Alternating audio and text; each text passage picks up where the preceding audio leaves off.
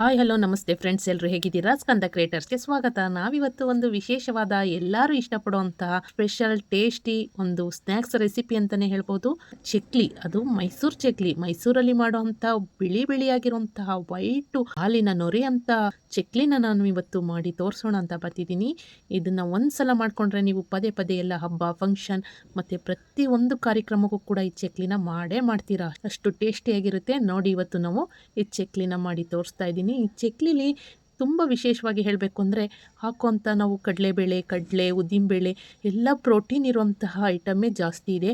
ಇದು ತುಂಬ ಒಳ್ಳೆಯದು. ಮಕ್ಕಳಿಗೆಲ್ಲ ತಿನ್ನೋಕ್ಕೆ ಕೊಟ್ಟರೆ, ಹೊರಗಡೆ ಬೇಕ್ರಿ ತಿಂಡಿ ಎಲ್ಲ ಕೊಟ್ಟು ಹಾಳು ಮಾಡೋದಕ್ಕಿಂತ ಸ್ನ್ಯಾಕ್ಸ್ ಆಗಿ ಮನೆಯಲ್ಲೇ ಮಾಡಿಕೊಡಿ. ಸಂಜೆ ಟೈಮು ಸ್ಕೂಲಿಂದ ಬಂದಾಗ ತಿಂತಾರೆ ಅಂತ ಹೇಳ್ತಾ, ಈ ಚಕ್ಲಿ ಮಾಡೋಕ್ಕೆ ಏನೇನು ಬೇಕು ಐಟಮ್ ಅಂತ ಮೊದಲು ಬಾರಿಗೆ ನೋಡೋಣ. ಚಕ್ಲಿ ಮಾಡೋಕ್ಕೆ ಜಾಸ್ತಿ ಏನು ಐಟಮ್ ಬೇಕಾಗಿಲ್ಲ, ಒಂದೊಂದೇ ಏನೇನು ಬೇಕು ನೋಡೋಣ ಬನ್ನಿ. ಉದ್ದಿನಬೇಳೆ ತೊಗೊಂಡಿದ್ದೀನಿ, ಕಡಲೆಬೇಳೆ ತೊಗೊಂಡಿದ್ದೀನಿ, ಪುಟಾಣಿ ತೊಗೊಂಡಿದ್ದೀನಿ ಅಂದರೆ ಕಡಲೆ, ಇಲ್ಲಿ ಜೀರಿಗೆ ತೊಗೊಂಡಿದ್ದೀನಿ, ಎಳ್ಳು ತೊಗೊಂಡಿದ್ದೀನಿ. ಮೇಯ್ನ್ ಆಗಬೇಕು ಅಕ್ಕಿ ಹಿಟ್ಟು, ಅಕ್ಕಿ ಪೌಡ್ರ್ ಇದ್ರೆ ಆಯಿತು. ಜೊತೆಗೆ ಉಪ್ಪು ರುಚಿಗೆ ಎಷ್ಟು ಬೇಕಷ್ಟು, ಎಣ್ಣೆ ಬೇಕು ಚಕ್ಲಿ ಬೇಯಿಸೋಕ್ಕೆ, ಮತ್ತೆ ಒಂದು ಅಳತೆನ ಒಂದು ಗ್ಲಾಸ್ ತಗೊಂಡಿದ್ದೀನಿ. ಇದು 1/4 ಲೀಟ್ರ್ ಅಳತೆ ಒಂದು ಗ್ಲಾಸು. ಚಕ್ಲಿ ರೆಸಿಪಿನ ಹೊಸದಾಗಿ ಕಲಿತಿರುವಂಥವ್ರಿಗೆ ನಾನು ಇವತ್ತು 1 kg ಅಳತೆಯಲ್ಲಿ ಚಕ್ಲಿನ ಹೇಗೆ ಮಾಡೋದು ಅಂತ ತೋರಿಸ್ಕೊಡ್ತಾ ಇದ್ದೀನಿ. ನೋಡಿ, ಒಂದು ಪಾತ್ರೆ ತೊಗೊಂಡಿದ್ದೀನಿ. ಇದು 1/4 kg ಹಿಡಿಯುವಂಥ ಒಂದು ಗ್ಲಾಸ್. ಅವಾಗಲೇ ತೋರಿಸ್ದೆ ಅಳತೆಗೆ. ಆ ಗ್ಲಾಸ್ ತುಂಬ 1 kg ಅಕ್ಕಿ ಹಿಟ್ಟಿಗೆ 1 ಗ್ಲಾಸ್ ತುಂಬ ಅಂದರೆ 1/4 kg ಗ್ಲಾಸ್ ತುಂಬ ಇದು ಉದ್ದಿನಬೇಳೆನ ಹುರ್ಕೋತಾ ಇದ್ದೀನಿ. ಉದ್ದಿನಬೇಳೆನ ನಾವು ಬ್ರೌನ್ ಕಲರ್ ಬರೋವರೆಗೆ, ಕೆಂಪು ಕಲರ್ ಬರೋವರೆಗೆ ಹೀಗೆ ಮ್ಯೂಟಲ್ಲಿಟ್ಟು, ಊರಿನ ಮ್ಯೂಟಲ್ಲಿಟ್ಟು ಹೀಗೆ ಹುರ್ಕೋತಾ ಬನ್ನಿ. ಘಮ ಘಮ ಅಂತ ಆಗುತ್ತೆ. ಸುವಾಸನೆ ಬರುವಾಗ ಆ ಪರಿಮಳದಿಂದ ಗೊತ್ತಾಗುತ್ತೆ ನಿಮಗೆ ಇದು ಸಾಕು ಅಷ್ಟು ಹುರಿದಿದ್ದು ಅಂತ. ನೆಕ್ಸ್ಟ್ ನಾನು ಅದೇ ಗ್ಲಾಸಲ್ಲಿ 1/4 ಗ್ಲಾಸು, ನೋಡಿ 1/4 ಲೋಟ ಹಿಡಿಯೋಷ್ಟು ಗ್ಲಾಸಲ್ಲಿ 1/4 ಗ್ಲಾಸ್ನ ಕಡಲೆಬೇಳೆ ತಗೊಂಡು ಅದನ್ನು ಕೂಡ ಬ್ರೌನ್ ಕಲರ್ಗೆ ಹುರ್ಕೊಂಡೆ. ನೆಕ್ಸ್ಟ್ ಇವೆರಡನ್ನು ಮಿಕ್ಸ್ ಮಾಡಿ ಸೈಡಿಗೆ ಇಟ್ಕೊತೀನಿ. ನೆಕ್ಸ್ಟ್ ನಾನು ತೊಗೊಳ್ಳೋದು ಎಳ್ಳನ್ನು ಸ್ವಲ್ಪ ಬೆಚ್ಚಗೆ ಮಾಡ್ಕೊಳ್ಳೋಣ. ಯಾಕಂದರೆ ಚಕ್ಲಿ ಜೊತೆಗೆ ಎಳ್ಳನ್ನು ಮಿಕ್ಸ್ ಮಾಡಿದಾಗ ಅದು ಎಣ್ಣೆಲಿ ಬೇಯುತ್ತೆ. ಅದರಿಂದ ಸ್ವಲ್ಪ ಹಾಗೆ ಬಿಸಿ ಮಾಡ್ಕೊಂಡಿದ್ದು. ಯಾಕೆಂದರೆ ಮೆತ್ತಗಿತ್ತು. ಇದು ವೈಟ್ ಎಳ್ಳು ತೊಗೊಂಡಿದ್ದೀನಿ. ಕಪ್ಪು ಎಳ್ಳು ಕೂಡ ತೊಗೋಬೋದು, ಎರಡಾದ್ರೂ ಓಕೆ, ಯಾವುದಾದ್ರೂ ಓಕೆ. ಎಳ್ಳನ್ನು ನೀವು ಒಂದು 3-4 ಸ್ಪೂನು, 5-6 ಸ್ಪೂನು ನಿಮ್ಮ ರುಚಿಗೆ ಎಷ್ಟು ಬೇಕು ಎಳ್ಳು ಹಾಕ್ಕೋಬೋದು. ಎಳ್ಳು ಇಷ್ಟ ಇಲ್ಲ ಅನ್ನೋರು ಸ್ಕಿಪ್ ಮಾಡ್ಬೋದು, ಎಳ್ಳನ್ನು ತೆಗೆದಾಕ್ಬೋದು. ನೋಡಿ, ಇಷ್ಟಾದಮೇಲೆ ನಾವು ನೆಕ್ಸ್ಟು ಈಗ ಉದ್ದಿನಬೇಳೆ ಮತ್ತು ಕಡಲೆಬೇಳೆನ ಹುರಿದು ಇಟ್ಕೊಂಡಿದ್ವಲ್ಲ ಮಿಕ್ಸ್ ಮಾಡಿ, ಅವೆರಡನ್ನೂ ನಾನೀಗ ಮಿಕ್ಸಿ ಜಾರಿಗೆ ಸೇರಿಸ್ಕೊತಾ ಇದ್ದೀನಿ. ಯಾಕಂದರೆ ಮಿಕ್ಸಿ ಜಾರಲ್ಲಿ ಇದನ್ನು ಚೆನ್ನಾಗಿ ಪುಡಿ ಮಾಡ್ಕೊಳ್ಳೋಣ. ನೋಡಿ, ಇನ್ನೂ ತುಂಬ ಮೆಥಡಲ್ಲಿದೆ. ಇದನ್ನು ಕುದಿಸಿ ಚೆಂದ ಬೇಯಿಸಿ ರುಬ್ಬಿ ಮಾಡಿರೋದನ್ನ ನಾನು ಆಲ್ರೆಡಿ ಅಪ್ಲೋಡ್ ಮಾಡಿದ್ದೀನಿ. ನಾನು ಅಜ್ಜಿ ಹೇಳ್ಕೊಟ್ಟಿದ್ದು ತುಂಬ ರುಚಿಯಾಗಿದೆ. ಅದನ್ನು ಕೂಡ ಇದು ಇನ್ನೊಂದು ಮೆಥಡಲ್ಲಿ ಅರ್ಜೆಂಟಲ್ಲಿ ನೋಡಿ ಅದೆಲ್ಲ ಬೇಯಿಸಿ ರುಬ್ಬಿ ಮತ್ತು ಆರೋ ತನಕ ಇದ್ದು ಮಾಡೋಕ್ಕಾಗಲ್ಲ ಅನ್ನೋರು ಈ ರೀತಿ ಬೇಗ ಪುಡಿ ಮಾಡ್ಕೊಬೋದು. ನೋಡಿ, ಈ ಥರ ಪುಡಿ ಮಾಡ್ಕೊಬೋದು. ಅತಿ ಸಣ್ಣಗೆ ಪುಡಿ ಆಗಲಿಲ್ಲ ಅಂದರೂ ಪರವಾಗಿಲ್ಲ, ಸ್ವಲ್ಪ ನುಣ್ಣಗೆ ಅಂದರೆ ಸಣ್ಣ ರವೆ ಬರುತ್ತಲ್ಲ ನೋಡಿ, ಆ ಥರ ಬಾಂಬೆ ರವೆ, ಸಣ್ಣ ರವೆ ಬರೋ ಥರ ಇಷ್ಟು ಪುಡಿ ಮಾಡ್ಕೊಂಡ್ರೂ ಆಗುತ್ತೆ. ಯಾರೆಲ್ಲ ವಿಡಿಯೋ ನೋಡ್ತಾ ಇದ್ದೀರಿ ಎಲ್ಲ ಸ್ಕಿಪ್ ಮಾಡಬೇಡಿ. ಯಾಕಂದರೆ ಮೆಥಡ್ ನೋಡ್ಕೊಂಡ್ರೆ ಈ ಥರ ಪರ್ಫೆಕ್ಟ್ ಅಳತೆಯಲ್ಲಿ ತುಂಬ ರುಚಿಯಾಗಿ ಮತ್ತು ಹಾಲಿನ ನೊರೆಯಂತಹ ಚಕ್ಲಿಗಳು ನಿಮಗೆ ಸಿಗೋಕ್ಕೆ ಸಾಧ್ಯ. ಇಲ್ಲ ಅಂದರೆ ಮಧ್ಯದಲ್ಲಿ ಯಾವುದಾದ್ರೂ ಮೆಥಡ್ ಮಿಸ್ ಆದರೂ ಕೂಡ ಚಕ್ಲಿ ಕರೆಕ್ಟಾಗಿ ಬರಲ್ಲ. ಅದರಿಂದ ಹೇಳ್ತಾ ಇದ್ದೀನಿ, ನೀವು ಕೊನೆವರೆಗೂ ಕೂಡ ವಿಡಿಯೋನ ಎಲ್ಲ ಸ್ಕಿಪ್ ಮಾಡ್ದಂಗೆ ನೋಡಿ. ಹಾಗೆ ಯಾರೆಲ್ಲ ಸಬ್ಸ್ಕ್ರೈಬ್ ಮಾಡ್ಕೊಂಡು ನೋಡ್ತಿಲ್ಲ ನೋಡಿ, ಬೆಲ್ಲೈಕನ್ನ ಕ್ಲಿಕ್ ಮಾಡಿ ಮತ್ತು ವಿಡಿಯೋನ ಶೇರ್ ಮಾಡಿ. ನಿಮ್ಮ ಫ್ರೆಂಡ್ಸು, ನಿಮ್ಮ ಮನೆಯವರು, ಕುಟುಂಬದವ್ರಿಗೂ ಕೂಡ ನಮಗೆ ಸಪೋರ್ಟ್ ಮಾಡಿ ಅಂತ ಕೇಳ್ತಾ ನೋಡಿ. ನೆಕ್ಸ್ಟ್ ಇದನ್ನು ಒಂದು ಪಾತ್ರೆಗೆ ನಾವು ಇದನ್ನೆಲ್ಲ ಎತ್ತಿಟ್ಕೊಳ್ಳೋಣ. ನೆಕ್ಸ್ಟ್ ಇಲ್ಲಿ ಕಡಲೆ ಇದೆಯಲ್ಲ, ಪುಟಾಣಿ ಕಡಲೆನ ನಾವಿಲ್ಲಿ ಸಣ್ಣಗೆ ನುಣ್ಣಗೆ ಪುಡಿ ಮಾಡ್ಕೋಬೇಕು. ಇದನ್ನು ಮಾತ್ರ ದಪ್ಪ ದಪ್ಪ ಪುಡಿ ಮಾಡಬಾರ್ದು, ಸಣ್ಣಗೆ ಪುಡಿ ಮಾಡಬೇಕು. ನೋಡಿ, ಸೂಪರಾಗಿ ಕಡಲೆನೂ ಕೂಡ ಚಂದ ಪುಡಿ ಆಯಿತು. ಇದಾದ ನಂತರ ಇದಕ್ಕೆ ಒಂದೊಂದೇ ಐಟಮ್ನ ಬೆರೆಸ್ಕೊತಾ ಬರ್ತೀವಿ. ಕಡಲೆ ಎಷ್ಟು ತಗೊಂಡಿದೆ ಅಂದರೆ ಇದ್ರ ತುಂಬ ಒಂದು ಗ್ಲಾಸ್ ತುಂಬ ಕಡಲೆ ತಗೊಂಡಿದೆ. ನೋಡಿ, 1/4 kg ಹಿಡಿಯೋ ಗ್ಲಾಸ್ ಇದು. ನಾನು 1 kg ಅಕ್ಕಿ ಹಿಟ್ಟಲ್ಲಿ ನಾನು ಚಕ್ಲಿ ಮಾಡಿ ತೋರಿಸ್ತೀನಿ ಅಂತ ಹೇಳಿದ್ದು, ಅದರಿಂದ ನಾನು ನೋಡಿ ಅದೇ ಗ್ಲಾಸ್ ತಗೊಂಡಿದ್ದೆ, 1/4 kg ಗ್ಲಾಸು. ಯಾಕಂದರೆ ಅದರಲ್ಲಿ ಕಾಳುಗಳನ್ನ ತಗೋಬೇಕಾದ್ರೆ ಗ್ರೈನ್ಸು, ಕಡಲೆಬೇಳೆ ಮತ್ತು ಉದ್ದಿನಬೇಳೆ, ಕಡಲೆನ ತಗೋಬೇಕಾದ್ರೆ ವೆರಿ ಇಂಪಾರ್ಟೆಂಟ್, ಅದಕ್ಕೋಸ್ಕರ ಇದನ್ನು ತೊಗೊಂಡಿದ್ದು. ನೋಡಿ, ಇದೇ ಗ್ಲಾಸಲ್ಲಿ ನಾನು ಇವಾಗ ಅಕ್ಕಿ ಪೌಡ್ರನ್ನ 4 ಗ್ಲಾಸ್ ಅಕ್ಕಿ ಪೌಡ್ರು ತೊಗೊತೀವಿ. ಯಾಕಂದರೆ 4 ಗ್ಲಾಸ್ ಅಕ್ಕಿ ಪೌಡ್ರು ತೊಗೊಂಡ್ರೆ 1 kg ಅಕ್ಕಿ ಹಿಟ್ಟು ಕರೆಕ್ಟ್ ಆಗುತ್ತೆ. ಇಂಥ ಸೂಪರ್ ಪರ್ಫೆಕ್ಟು ಮತ್ತು ಹಾಲಿನ ನೊರೆಯಂತಹ ಚಕ್ಲಿ ಬೇಕು ಅಂತಂದರೆ ಕರೆಕ್ಟಾಗಿ ಅಳತೆನೂ ಕೂಡ ನೋಡ್ಕೋಬೇಕು. ಅದಕ್ಕೆ ಎಲ್ಲ ಸ್ಕಿಪ್ ಮಾಡಬೇಡಿ.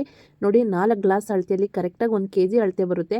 ನೀವು ಮನೇಲಿ ಅಕ್ಕಿ ಪೌಡ್ರ್ ಇಲ್ಲ ಅಂದರೆ ಅಂಗಡಿಯಿಂದ ತಂದು ಮಾಡ್ಬೋದು. ಅಂಗಡಿಲೂ ಸಿಗುತ್ತೆ ಅಕ್ಕಿ ಪೌಡ್ರು, ಅದೇ ಅಕ್ಕಿ ಪೌಡ್ರು ತಂದು ಮಾಡ್ಬೋದು. ಇಲ್ಲಾಂದರೆ ಮನೇಲೇ ರೇಷನ್ ಅಕ್ಕಿ ಇದ್ದರೆ ಅದನ್ನು ತೊಳೆದು ನೀಟಾಗಿ ಒಣಗಿಸಿ ಮಿಲ್ ಮಾಡಿಸಿ ಅಕ್ಕಿ ಪೌಡ್ರನ್ನ ತಂದು ಈ ಥರ ಮಾಡ್ಬೋದು. ನೋಡಿ, ಈಗ 4 ಗ್ಲಾಸ್ ಅಕ್ಕಿ ಪೌಡ್ರನ್ನ ಮಿಕ್ಸ್ ಮಾಡ್ಕೊಂಡಾಯಿತು. ಮತ್ತು ನಾವು ಇಲ್ಲಿ ಜೀರಿಗೆ ಮತ್ತು ಎಳ್ಳು ಆಲ್ರೆಡಿ ಹುರಿದು ಮಡಗಿರೋಂಥ ಸ್ವಲ್ಪ ಬೆಚ್ಚಗೆ ಮಾಡಿರೋಂತಹ ಎಳ್ಳಿಗೆ ಜೀರಿಗೆನ ಮಿಕ್ಸ್ ಮಾಡ್ಕೊತಾ ಇದ್ದೀನಿ. ಜೀರಿಗೆನ ಮಿಕ್ಸ್ ಮಾಡಿಕೊಂಡು ನೋಡಿ, 1 ಸ್ಪೂನು ಅಥವಾ 2 ಸ್ಪೂನು ಜೀರಿಗೆ, ರುಚಿಗೆ ತಕ್ಕಷ್ಟು ಎಷ್ಟು ಬೇಕೋ ಅಷ್ಟು ಹಾಕ್ಕೊಳ್ಳಿ. ಜೀರಿಗೆ ಹಾಕಿದ್ರೆ ಕೆಲವರು ಓಂಕಾಳು ಹಾಕ್ತಾರೆ, ಅದನ್ನು ಹಾಕೋಬೋದು. ಜೀರಿಗೆ ಡೈಜೆಷನ್ ಆಗುತ್ತೆ ಮತ್ತು ಜೀರಿಗೆ ತಿಂದರೆ ಆರೋಗ್ಯಕ್ಕೆ ಒಳ್ಳೆಯದು. ನಮ್ಮಲ್ಲಿ ಗ್ಯಾಸ್ ಟ್ರಬಲ್ ಆ ಥರ ಏನಾರು ಇದ್ದರೆ, ಎಣ್ಣೆ ಜಿಡ್ಡು ಐಟಮ್ ತಿನ್ನುವಾಗ, ಈಗ ಚಕ್ಲಿ ಎಣ್ಣೆಲಿ ಬೆಂದಾಗ ಕೆಲವರಿಗೆ ಪಿತ್ತ ಆಗೋ ಚಾನ್ಸಸ್ ಇರುತ್ತೆ, ಎಣ್ಣೆ ಐಟಮ್ ಅಂತ. ಈ ಜೀರಿಗೆ ಎಲ್ಲ ಇರುವಾಗ ಅಂಥ ಚಾನ್ಸಸ್ ಎಲ್ಲ ಕಡಿಮೆ ಆಗುತ್ತೆ. ನೋಡಿ, ಡೈಜೆಷನ್ ಪವರು ಇರುತ್ತೆ ಜೀರಿಗೆಲಿ. ಜೊತೆಗೆ ಗ್ಯಾಸ್ ಟ್ರಬಲ್ನ ಕಡಿಮೆ ಮಾಡುತ್ತೆ ಜೀರಿಗೆ. ಅದರಿಂದ ಜೀರಿಗೆ ಉಪಯೋಗ ತುಂಬ ಒಳ್ಳೆಯದು. ಎಳ್ಳಂತೂ ಇನ್ನೂ ಕೇಳಂಗಿಲ್ಲ, ಸೂಪರು. ನೆಕ್ಸ್ಟು ಪುಡಿ ಮಾಡಿ ಇಟ್ಕೊಂಡಂತಹ ಕಡಲೆ ಪುಡಿನೂ ಇದರೊಳಗಡೆ ಸೇರಿಸ್ಕೊಂಡು ಎಳ್ಳು ಜೀರಿಗೆ ಎಲ್ಲ ಮಿಕ್ಸ್ ಮಾಡಿಕೊಂಡು ಸೂಪರಾಗಿ ಪರಿಮಳ ಬರ್ತಾ ಇದೆ. ನೆಕ್ಸ್ಟು ಇದೆಲ್ಲ ಮಿಕ್ಸ್ ಮಾಡ್ಕೋಬೇಕು. ಮಿಕ್ಸ್ ಮಾಡಿಕೊಂಡು ನಾವು ಒಂದು ಕುಕ್ಕರ್ನಲ್ಲಿ ಅಥವಾ ಒಂದು ಪಾತ್ರೆಯಲ್ಲಿ ಒಂದು ನೀರನ್ನು ಕುದಿಸ್ಕೋಬೇಕು. ಕುದಿಯೋ ನೀರನ್ನ ಹಾಕಬೇಕು. ಹೌದು, ಬಿಸಿ ನೀರನ್ನ ಹಾಕ್ಕೊಂಡು ನಾವು ಈ ಹಿಟ್ಟನ್ನು ಕಲಿಸ್ಬೇಕಾಗುತ್ತೆ. ತಣ್ಣೀರಲ್ಲಿ ಕಲಸೋದಕ್ಕಿಂತ ಬಿಸಿನೀರಲ್ಲಿ ಕಲಸಿದ್ರೆ ಪರ್ಫೆಕ್ಟಾಗಿ ಕ್ರಿಸ್ಪಿಯಾಗಿ ಚಕ್ಲಿ ಬರುತ್ತೆ. ನಾನು ಉಪ್ಪನ್ನ ಇದ್ರೊಳಗಡೆ ಹಾಕ್ಕೊಂಡಿದ್ದೀನಿ. ಸಾಲ್ಟನ್ನು ಹಾಕ್ಕೊಂಡು ಕಲಿಸ್ಕೋಬೋದು ನೀವು. ನಾವು ಅಳತೆಗೆ ಒಂದು 2 ಸ್ಪೂನಷ್ಟು ಉಪ್ಪನ್ನು ಹಾಕ್ಕೊಂಡು ಬಿಸಿನೀರಲ್ಲೇ ಕುದಿಸ್ಕೊಂಡು ಅದೇ ನೀರಲ್ಲಿ ಕಲಿಸ್ಕೊಳ್ಳೋಣ ಅಂತ ಹಾಕ್ಕೊಂಡಿದ್ದೀನಿ. ನೆಕ್ಸ್ಟ್ ನಾನು ಒಂದು ಚಿಕ್ಕ ಬಾಣಲೆ ಇಟ್ಕೊಂಡು ಆ ಬಾಣಲೆಗೆ 3/4 ಗ್ಲಾಸು, ಯಾವ ಗ್ಲಾಸು ತೋರಿಸಿದೆ ನಿಮಗೆ ಅದೇ ಗ್ಲಾಸಲ್ಲಿ 3/4 ಗ್ಲಾಸಷ್ಟು ನಾನು ಎಣ್ಣೆನ ಹಾಕೋತಾ ಇದ್ದೀನಿ. ಹೌದು, ಎಣ್ಣೆನ ಕುದಿಯೋ ಎಣ್ಣೆನ ಹಾಕ್ಕೊಂಡು ನೀವು ಯಾವುದೇ ಅಳತೆ ತಗೊಂಡ್ರು ಅದೇ ಅಳತೆಯಲ್ಲೇ ಎಲ್ಲಾನು ಪರ್ಫೆಕ್ಟಾಗಿ ಐಟಮ್ಗಳನ್ನ ಹಾಕೋತಾ ಬರ್ಬೋದು. ನೋಡಿ, ನಾನು ಅದೇ ಗ್ಲಾಸಲ್ಲಿ ಅಳತೆ ತೋರಿಸಿದ್ದೀನಿ. ಯಾವ ಗ್ಲಾಸ್ ತೊಗೊಂಡಿದ್ದೀನಿ ಅದೇ ಗ್ಲಾಸಲ್ಲಿ ನಾನು 3/4 ಗ್ಲಾಸು, ಪೂರ್ತಿ ಹಾಕೋಬೇಡಿ. ತುಂಬ ಜಾಸ್ತಿ ಎಣ್ಣೆ ಆದರೆ ಚಕ್ಲಿ ಎಲ್ಲ ಒತ್ತಕ್ಕಾಗಲ್ಲ, ಕಿತ್ತೋಗುತ್ತೆ. 3/4 ಗ್ಲಾಸ್ ಆದರೆ ಪರ್ಫೆಕ್ಟ್ ಅಳತೆ ಆಗುತ್ತೆ. ಕೆಲವರು ಇದಕ್ಕೆ ಡಾಲ್ಟಾ ತುಪ್ಪ ಎಲ್ಲ ಹಾಕ್ತಾರೆ. ಡಾಲ್ಟಾ ಎಲ್ಲ ಹಾಕಬೇಡಿ. ತುಂಬ ದಿನ ಚಕ್ಲಿನ ಇಟ್ಕೊಂಡು ತಿನ್ನುವಾಗ ಚುಂಗೆಲ್ಲ ಬರುತ್ತೆ. ಚಕ್ಲಿ ಎಷ್ಟು ಪರ್ಫೆಕ್ಟ್ ಆಗಿರಲ್ಲ. ಬರೀ ಎಣ್ಣೆಲೆ ಮಾಡಿ. ನೋಡಿ, 3/4 ಗ್ಲಾಸು ಎಣ್ಣೆನ ಹಾಕ್ಕೊಂಡೆ. 3/4 ಭಾಗ ಎಣ್ಣೆನ ಚೆನ್ನಾಗಿ ಕುದಿಸಿ ಕೊತ್ತ ಅಂತ ಕುದಿಬೇಕು. ನೋಡಿ ಯಾವ ರೀತಿ ಇಷ್ಟು ಕುದ್ದಿರಬೇಕು ಎಣ್ಣೆ. ನೋಡಿ, ಅದು ತಣ್ಣಗಿರೋ ಎಣ್ಣೆ ಹಾಕಬೇಡಿ, ಆರಿರೋ ಎಣ್ಣೆ ಹಾಕಬೇಡಿ. ಈ ಥರ ಕುದಿಯೋ ಎಣ್ಣೆ ಹಾಕಿ ಹಿಟ್ಟಿಗೆ ಚೆನ್ನಾಗಿ ಮಿಕ್ಸ್ ಕೊಡ್ತಾ ಬರಬೇಕು. ಕೈಯೆಲ್ಲ ಸುಡುತ್ತೆ. ಸ್ಪೂನಲ್ಲಿ ಈ ಥರ ಮಿಕ್ಸ್ ಮಾಡ್ಕೊಳ್ಳಿ. ನೆಕ್ಸ್ಟು ಮಿಕ್ಸ್ ಮಾಡ್ಕೊಂಡಾದ್ಮೇಲೆ ನೆಕ್ಸ್ಟು ನಮಗೆ ಇದು ಹಿಟ್ಟೆಲ್ಲ ಕಲಸೋಕ್ಕೆ ಅಂತ ಬಿಸಿನೀರನ್ನ ಕಾಯಿಸ್ಕೊಂಡಿದ್ದು. ನೋಡಿ, ಕುದಿಯೋ ಬಿಸಿನೀರು, ಅದನ್ನು ಕೂಡ ಕುದಿಯೋ ಬಿಸಿನೀರನ್ನ ಬಿಸಿ ನೀರನ್ನ ಹಾಕೋತಾ ಹಿಟ್ಟಿಗೆ ಎಷ್ಟು ನೀರು ಬೇಕು ನೋಡಿಕೊಂಡು ಕಲಿಸ್ತಾ ಬನ್ನಿ. ಅದರಲ್ಲೇ ಉಪ್ಪು ಎಲ್ಲ ಹಾಕಾಗಿದೆ ಆಲ್ರೆಡಿ ಹಿಟ್ಟಿಗೆ. ಅದರಿಂದ ನಾವು ಉಪ್ಪೇನೋ ಹಾಕ್ಕೊಳ್ಳೋ ಅವಶ್ಯಕತೆ ಇಲ್ಲ. ಪರ್ಫೆಕ್ಟಾಗಿ ಕರೆಕ್ಟಾಗಿ ಅಳತೆ ಬಂದಿರುತ್ತೆ.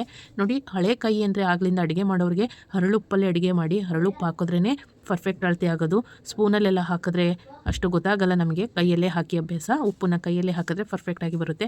ಈ ರೀತಿ ನಾವು ರೊಟ್ಟಿ ಹಿಟ್ಟಿನ ಹದಕ್ಕೆ, ಮನೇಲಿ ರೊಟ್ಟಿ ಮಾಡ್ತೀರಲ್ಲ ನೀವು, ಅಕ್ಕಿ ರೊಟ್ಟಿ, ರಾಗಿ ರೊಟ್ಟಿ, ಆ ರೊಟ್ಟಿ ಹದಕ್ಕೆ ಅದಕ್ಕಿಂತ ಸ್ವಲ್ಪ ಗಟ್ಟಿಯಾಗಿ ನೀವು ಹಿಟ್ಟನ್ನು ಈ ರೀತಿ ನಾದುತ್ತಾ ಕಲಿಸ್ತಾ ಬರಬೇಕು. ಚೆನ್ನಾಗಿ ಮಿಕ್ಸ್ ಕೊಟ್ಟಾದಮೇಲೆ ಇದನ್ನು ಎಷ್ಟು ನಾವು ಹಿಟ್ಟನ್ನು ನಾದುತ್ತೀವಿ ಅಷ್ಟು ಪರ್ಫೆಕ್ಟಾಗಿ ಚಕ್ಲಿ ತುಂಬ ಚೆನ್ನಾಗಿ ಬರುತ್ತೆ. ಹಿಟ್ಟನ್ನು ಚೆಂದ ನಾದ್ಕೋಬೇಕು. ನೋಡಿ, ಈ ಥರ ಸ್ಮೂತಾಗಿ ಹಿಟ್ಟನ್ನು ನಾವು ನೋಡುವಾಗ ರೊಟ್ಟಿ ಹಿಟ್ಟಿನ ಕನ್ಸಿಸ್ಟೆನ್ಸಿ ಇರಬೇಕು. ಈ ರೀತಿ ಇರಬೇಕು. ಸೂಪರಾಗಿ ಹಿಟ್ಟು ನೋಡಿ, ಒಂಚೂರು ಕೈಗೂ ಅಂಟಲ್ಲ, ಏನಿಲ್ಲ. ಪರ್ಫೆಕ್ಟಾಗಿ ಚಕ್ಲಿಗೆ ಹದವಾಗಿ ಹಿಟ್ಟು ರೆಡಿಯಾಗಿದೆ. ನೆಕ್ಸ್ಟ್ ನೀವು ತಿಂಡಿ ಬೇಯಿಸೋಕ್ಕೆ ಯಾವ ಎಣ್ಣೆಯನ್ನು ತಗೋತೀರಾ ಆ ಎಣ್ಣೆಯಲ್ಲಿ ತಿಂಡಿ ಬೇಯಿಸೋಕ್ಕೆ ಒಂದು ಗ್ಯಾಸ್ ಸ್ಟವ್ ಮೇಲೆ ಒಂದು ಬಾಣಲಿ ಇಟ್ಕೊಳ್ಳಿ. ಬಾಣಲಿ ತಳ ಯಾವಾಗಲೂ ಮಂದ ಇರಬೇಕು. ನೋಡಿ, ತಳ ಸುಲಭವಾಗಿರೋ ಬಾಣಲಿ ಇಟ್ಕೊಂಡ್ರೆ ಚಕ್ಲಿ ಎಲ್ಲ ಶೀತ ಬರ್ತವೆ. ಅದರಿಂದ ಗಟ್ಟಿಯಾಗಿರೋ ಬಾಣಲಿನ ಇಟ್ಕೊಳ್ಳಿ. ಗಟ್ಟಿಯಾಗಿರೋ ಬಾಣಲಿ ಇಟ್ಕೊಂಡ್ರೆ ತುಂಬ ಪರ್ಫೆಕ್ಟಾಗಿ ಬೇಗ ಬೇಯಿಸ್ಬೋದು, ಚೆನ್ನಾಗೂ ಬರ್ತವೆ ಚಕ್ಲಿ. ಹೀಗೆ ನೀವು ಮಡಿ ಎಣ್ಣೆ ತಗೋಬೇಕು. ಮಡಿ ಎಣ್ಣೆ ಅಂದರೆ ಗೊತ್ತಲ್ಲ, ಪ್ಯೂರ್ ಆಗಿರೋ ಎಣ್ಣೆ ತಗೊಳ್ಳಿ. ಯಾವುದೋ ತಿಂಡಿ ಬೇಯಿಸಿರೋ ಎಣ್ಣೆ, ಆಲ್ರೆಡಿ ತಿಂಡಿ ಎಲ್ಲ ಬೋಂಡಾ ಬಜ್ಜಿ ಕರ್ದಿರೋ ಎಣ್ಣೆ ಎಲ್ಲ ಚಕ್ಲಿ ಮಾಡೋಕ್ಕೆ ಹೋಗಬೇಡಿ. ಚಕ್ಲಿ ಬೇಯಿಸ್ಬೇಕಾದ್ರೆ ಪ್ಯೂರ್ ಆಗಿರೋ ಹೊಸದಾಗಿ ಎಣ್ಣೆನ ತೊಗೊಂಡು, ನೀವು ಕೊಬ್ಬರಿ ಎಣ್ಣೆ ಯೂಸ್ ಮಾಡೋರು ಕೊಬ್ಬರಿ ಎಣ್ಣೆ, ನಿಮ್ಮ ಮನೇಲಿ ಯಾವುದೋ ಅಡುಗೆಗೆ ಯೂಸ್ ಮಾಡ್ತೀರಾ ಆ ಎಣ್ಣೆಲಿ ಬೇಯಿಸ್ಕೊಳ್ಳಿ, ತುಂಬ ಚೆನ್ನಾಗಿ ಬರುತ್ತೆ. ನೋಡಿ, ಈಗ ಹಿಟ್ಟನ್ನು ಚಕ್ಲಿ ಒರಳಿಗೆ ಹಾಕ್ಕೊಂಡು ಈ ರೀತಿ ಸುತ್ತುತ್ತಾ ಬರಬೇಕು. ಎಷ್ಟು ಪರ್ಫೆಕ್ಟಾಗಿ ನೋಡಿ, ಎಷ್ಟೇ ಉದ್ದ ಎಳ್ಕೊಂಡು ಹೋದ್ರೂ ಎಳೆ ಕಿತ್ತಿ ಬರಲ್ಲ. ಆರಾಮಾಗಿ ಸುಲಭವಾಗಿ ಹೊತ್ಕೊಂಡು ಹೋಗ್ಬೋದು. ಕರೆಕ್ಟಾಗಿ ಪರ್ಫೆಕ್ಟಾಗಿ ಅಳತೆಯಲ್ಲಿ ಹಿಟ್ಟೆಲ್ಲ ರೆಡಿ ಮಾಡ್ಕೊಂಡ್ರಂತೂ ಕೇಳಂಗೆ ಇಲ್ಲ. ಚಕ್ಲಿ ನಾವು 10 ನಿಮಿಷ ಸಾಕು ಚಕ್ಲಿ ಒತ್ತಿ. 1 kg ಚಕ್ಲಿನ ನಾವು ಒಂದು 20 ನಿಮಿಷದಲ್ಲಿ ಒತ್ಬೋದು. ಈ ಥರ ಮಾಡಿಕೊಂಡ್ರೆ, ಅಂದರೆ ಹಿಟ್ಟೆಲ್ಲ ಪರ್ಫೆಕ್ಟಾಗಿರಬೇಕು, ಕಿತ್ತೋಗಬಾರ್ದು. ಒತ್ತುತ್ತಾ ಇದ್ದರೆ ಕಿತ್ತೋದ್ರೆ, ಅದು ಸುತ್ತುವಾಗ ಕಿತ್ತೋದ್ರೆ ತುಂಬ ಬೇಜಾರಾಗುತ್ತೆ. ಚಕ್ಲಿನೂ ಕೂಡ ಬೇಗ ಮಾಡೋಕ್ಕಾಗಲ್ಲ. ನೋಡಿ, ಹಿಟ್ಟನ್ನು ಕೂಡ ಹದವಾಗಿ ಕಲಿಸ್ಕೋಬೇಕು. ಜೊತೆಗೆ ಎಣ್ಣೆ ಎಷ್ಟು ಕಾದಿರಬೇಕು, ಎಷ್ಟು ಹೊತ್ತು ಬೇಯಿಸಬೇಕು, ಇದೆಲ್ಲ ಮೆಥಡ್ನು ಕೂಡ ತಿಳ್ಕೊಬೇಕು. ಹಿಟ್ಟನ್ನು ಹದವಾಗಿ ಕಲಿಸ್ಕೊಂಡು ಇದು ಚೆನ್ನಾಗಿ ಚಕ್ಲಿನ ಹೀಗೆ ಒತ್ಕೊತಾ ಬಂದರೆ ಒಂದು ಕಡೆ ಒಂದು ಕಡೆ ಬೇಯಿಸ್ಕೊತಾ ಬರ್ಬೋದು. ಆ ಚಕ್ಲಿ ಬೇಯೋಷ್ಟರೊಳಗೆ ಇನ್ನೊಂದಷ್ಟು ಚಕ್ಲಿನ ಒತ್ಕೋಬೋದು. ಇದಕ್ಕೇನು ಇಬ್ಬರ ಅವಶ್ಯಕತೆ ಇಲ್ಲ, ಒಬ್ಬರೇ ಈ ಚಕ್ಲಿಗಳನ್ನ ಮಾಡ್ಕೋಬೋದು. ನೋಡಿ, ಪರ್ಫೆಕ್ಟಾಗಿ ಎಣ್ಣೆನೂ ಕೂಡ ಕಾದಿದೆ.